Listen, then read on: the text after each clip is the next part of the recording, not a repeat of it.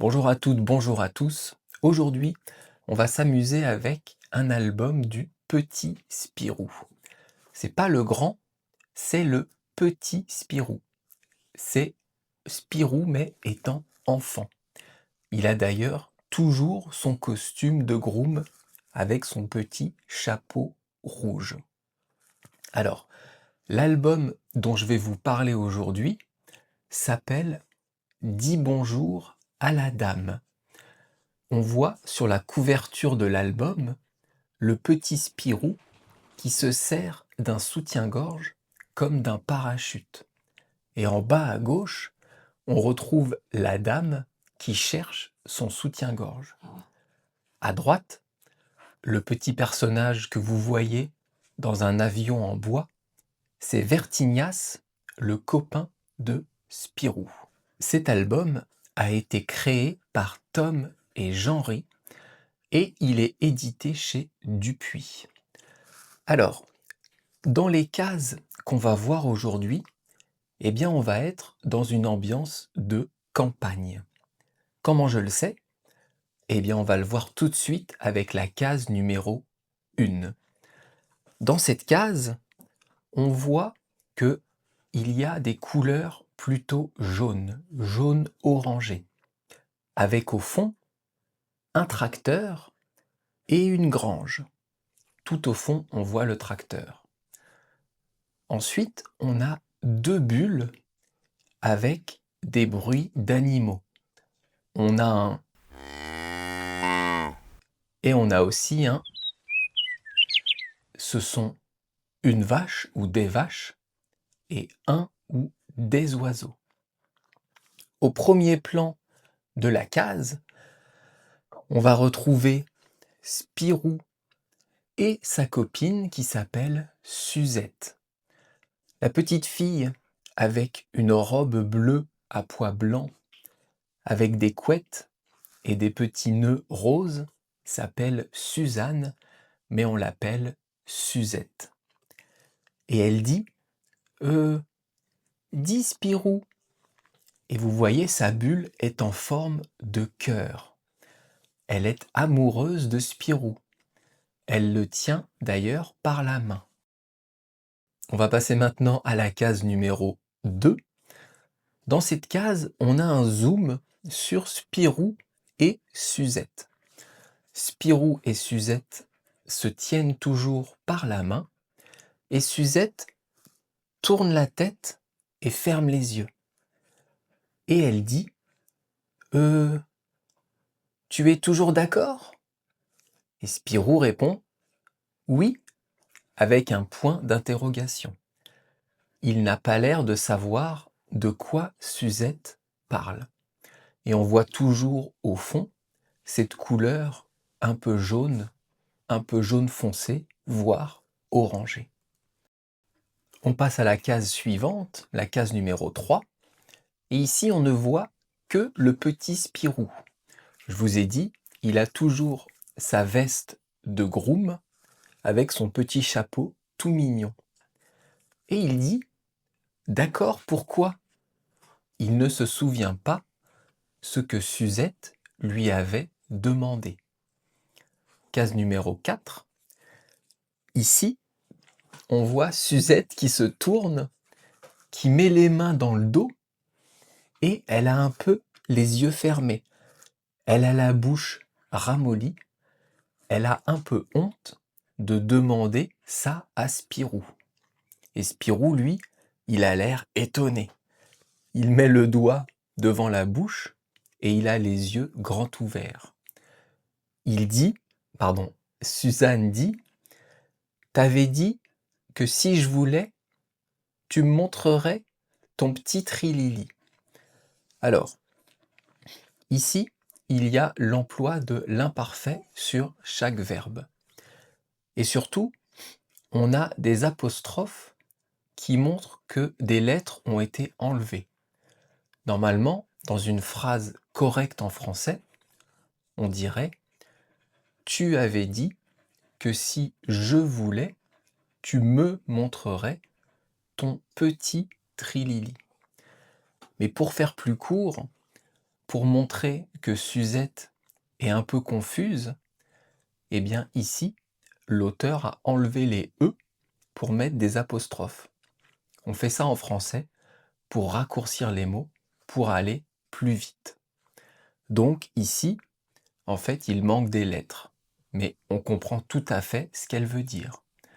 Elle lui dit que Spirou lui avait dit, donc dans le passé, qu'il montrerait à Suzette son trilili. Le trilili, ici, Suzette, eh bien, comprend que c'est le zizi. Donc, Suzette pense que Spirou va lui montrer son trilili, son zizi. C'est pour ça qu'il est étonné. Il se dit « Ah oui ?» On passe maintenant à la case numéro 5. Alors ici, on ne voit pour l'instant rien du tout. Il n'y a que le décor, toujours jaune. Au fond, tout au fond, on voit Spirou et Suzette qui se tiennent par la main, mais ils sont dessinés en noir. On ne voit que les yeux blancs de Suzette. On voit toujours ses cheveux avec ses couettes. Et devant, au premier plan, on voit un gros monsieur, un paysan, un campagnard, avec sa pelle, avec sa pipe, avec un mouchoir dans la poche, et il tourne la tête. Et ici, Spirou dit « Bien sûr, mais tu sais, je ne peux pas te le montrer ici. Faut aller dans le petit bois, là-bas. » Donc Spirou dit à Suzette qu'il ne peut pas lui montrer, ce n'est pas possible, son trilili à cet endroit. Il faut qu'il aille dans le bois à côté. Faut aller, c'est il faut aller. On doit aller là-bas pour qu'il lui montre son trilili. Et Suzette répond évidemment, bonjour monsieur Dufoin. Elle parle au gros monsieur qui est devant, le paysan. Le campagnard s'appelle donc monsieur Dufoin. On passe à la case suivante, toujours des couleurs un peu jaunes, un peu jaunâtres. Et on voit Spirou qui a l'air tout content, et Suzette à côté qui se cache les yeux. Elle a honte. Et Spirou lui dit « Voilà, ici ça ira. Ferme les yeux une seconde. » Il demande à Suzette, qu'elle ferme ses yeux pendant un instant. Donc elle met les mains devant ses yeux. Et elle rigole. On voit dans sa bulle, c'est marqué « hi hi hi ». Elle est en train de rigoler. On passe à la case suivante. Ici, il n'y a pas de décor. On voit Spirou qui est en train de crier quelque chose. Et derrière, on voit Suzette qui se cache les yeux, mais on voit un bout de son œil. Elle a d'ailleurs un point d'interrogation au-dessus de la tête dans la bulle. Mais alors, pourquoi elle a ce point d'interrogation? Pourquoi Spirou crie et qu'est-ce qu'il crie? Eh bien, il crie « Trilili ! Trilili !» Il est en train de crier fort le nom de Trilili. Et Suzette, elle est étonnée. Elle pensait qu'il allait lui montrer son zizi. Case suivante numéro 8. Là, on voit toujours Spirou, un peu plus de haut, et il est en train toujours de crier, la tête vers le ciel, et il crie « Trilili !» Un peu la même case qu'avant, mais on ne voit que Spirou. Il continue de crier le mot « Trilili ». Et la case numéro 9, là on comprend enfin.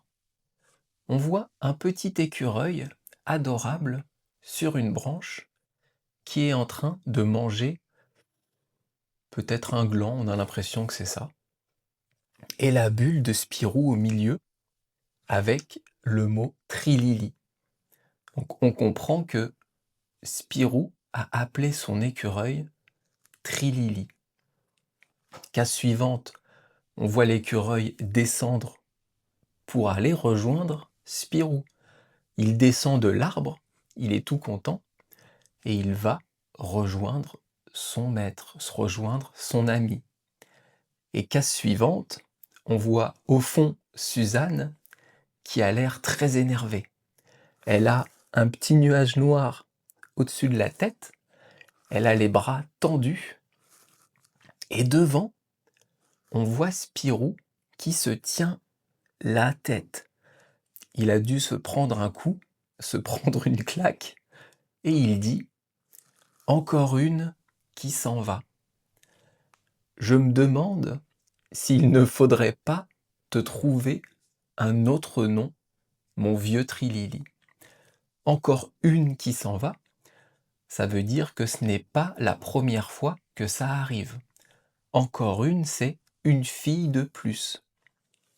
Et donc il se dit, il parle aussi à son écureuil, il se demande si ça ne serait pas mieux de trouver un autre nom pour l'écureuil.